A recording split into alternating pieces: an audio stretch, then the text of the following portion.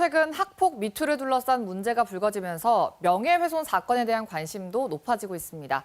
이런 가운데 사실을 말했어도 처벌되는 이른바 사실적시 명예훼손죄가 헌법에 위배되지 않는다는 헌법재판소의 결정이 났는데요. 사건과 법, 오늘은 김혜민 변호사와 이 이야기에 대해서 자세히 나눠보겠습니다. 네, 먼저 이번에 합헌 결정이 나온 사건, 어떤 사건인가요? 네, 지난 2017년 8월 이모 씨는 키우던 반려견이 동물병원에서 수술을 받고 실명 위기에 빠지게 되자 수의사가 부당 진료를 했다고 SNS로 알리려다가 사실적시 명예훼손죄로 처벌받을 수 있다는 걸 알고 그만두었습니다. 대신 사실적시 명예훼손죄를 처벌하는 형법 조항이 표현의 자유를 침해한다며 헌법소원을 냈는데요. 헌법재판소는 헌법소원이 제기된 지 3년여 만인 지난달 25일 사실적시 명예훼손죄에 대하여 합헌 결정을 내린 바 있습니다. 여기서 짚고 넘어가야 할 게 사실적시 명예훼손죄가 좀 생소하신 분들도 많으실 것 같아요. 네, 사실적시 명예훼손이란 거짓이 아닌 구체적 사실을 공공연하게 언급하여 타인의 명예를 훼손하고 인격권을 침해하는 행위를 말합니다. 쉽게 말해서 그저 사실을 말한 것뿐이라 해도 그 사실이 알려짐에 따라 누군가의 명예가 실추되는 경우에는 이를 처벌할 수 있다는 것입니다. 형법 307조 1항은 이 경우 2년 이하의 징역이나 금고 또는 500만 원 이하의 벌금에 처하도록 규정하고 있습니다. 다만 이러한 사실적시 행위가 진실한 사실로서 오로지 공공의 이익에 관한 때에는 형법 310조에 따라 처벌하지 않게 됩니다.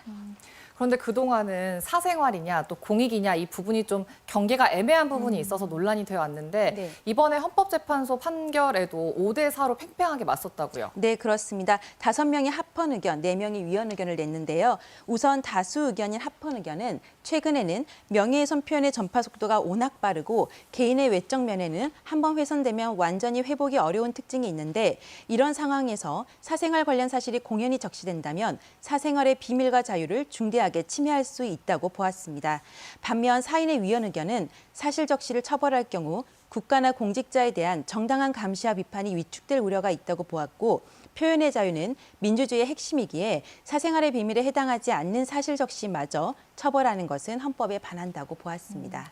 그럼 들어보면 뭔가 이제 표현의 자유보다는 개인의 사생활 보호를 더 중요시한 판결 같은데 네. 최근에 보면 체육계나 연예계를 중심으로 학폭 미투가 논란이잖아요. 네. 이 경우도 그럼 처벌받을 수 있는 건가요? 네, 그렇습니다. 학교 폭력을 당했다면 일단 일반적으로 고소를 하고 손해배상 청구를 하기 마련인데 아주 오래전 일이라서 공소시효가 지나버려서 고소를 하더라도 형사처벌이 어려운 경우에는 요즘 많이 접하는 것처럼 학폭 피해에 관한 글을 SNS나 인터넷 카페에 올리는 식으로 일단 공론화하면서 접근하는 경우가 많습니다.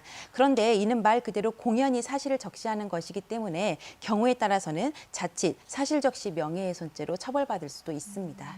몇 가지 사례를 좀 더 들어서 설명을 듣고 싶은데 요즘 보면 배달 앱을 통해서 배달 많이 시키잖아요. 네. 이 배달 앱에 부정적인 후기를 남기는 것도 명예훼손이 되나요? 네, 그렇습니다. 일단 인터넷상에 글을 쓰는 경우는 정보통신망법이 적용되는데요. 정보통신망법 70조에 의하면 사람을 비방할 목적으로 정보통신망을 통하여 공공연하게 사실을 드러내어 다른 사람의 명예를 훼손한 자는 3년 이하의 징역 또는 3천만 원 이하의 벌금에 처한다고 되어 있습니다. 즉, 일단 후기 글을 쓰는 데 있어서 비방할 목적이 있어야 한다는 것인데요. 따라서 단지 어떤 업체에 대해 객관적으로 평가를 하는 선에 그친다면 크게 문제는 되지 않겠지만 이를 넘어서서 그 업체를 비방할 목적이 인정된다면 이는 정보통신망법상 명예훼손죄에 해당할 수 있습니다. 그렇다면 또 궁금한 게 SNS나 이런 공개적인 게 아니라 네. 카카오톡 대화방이나 문자 메시지를 통해서 사실을 말한 경우는 어떻게 되나요? 그 경우는 SNS나 인터넷 카페와는 다르게 일단 공연성이 인정되기는 좀 어려운 점이 있는데요. 이 경우에 법원은 함께 대화에 참여한 사람이나 그 문자 메시지를 수신한 사람이 그 말을 전할 가능성이 있는지에 따라서 다르게 보고 있습니다. 예를 들어 최근 대법원은 전 여자친구의 지인 2명에게 전 여자친구가 꽃뱀이라는 식으로 문자 메시지를 보낸 A씨가 명예훼손죄가 성립하는지와 관련해서 A씨로부터 문자 메시지를 받은 피해자의 지인들이 피해자와 10에서 20여 년 동안 굉장히 가깝게 지낸 사이이기 때문에 그 사실을 전파할 가능성이 낮다고 보아서 A씨에 대해서 무죄로 선고한 바 있습니다. 사안별로 해석이 굉장히 다를 것 같은데 이번에 헌재 판결이 났어도 논란은 좀 여전할 것 같네요. 네, 그렇습니다. 참고로 현재 전 세계 대부분의 국가가 허위사실 적시 명예훼손죄는 처벌하고 있지만 사실 적시 명예훼손죄는 처벌하고 있지 않고요. 네. 또 사실 적시 명예훼손죄를 처벌한다면 표현의 자유가 위축되는 측면은 분명히 있습니다. 그렇지만 간통죄의 경우에도 바로 폐지된 것이 아니라 수차례 헌법소원을 거쳐서 상당한 시간이 흐른 다음에 폐지됐던 것처럼 이 사실 적시 명예훼손죄도 곧바로 폐지하기보다는 사회적 합의에 다다르기까지 좀 완충적 시간이 필요하다고 보이고요. 그렇다면 당장 사실 적시 명예훼손죄가 사라지는 것이 아닌 한 제도적으로 실제 현실에서 보완할 수 있는 건 무엇일까라고 생각해 보면 만일 누군가가 어떤 사실을 공론화함으로써 피해나 부조리, 부패 등을 알릴 수밖에 없어서 그 방식을 택해야 되는 경우라면 수사기관이나 사법기관에서도 이 경우가 사실 적시 명예훼손죄가 해당하지 않는 그 예외에 해당할 수 있는지에 대해서 좀 더 적극적으로 판단할 필요가 있어 보입니다. 네, 오늘 이야기 여기까지 듣겠습니다. 고맙습니다.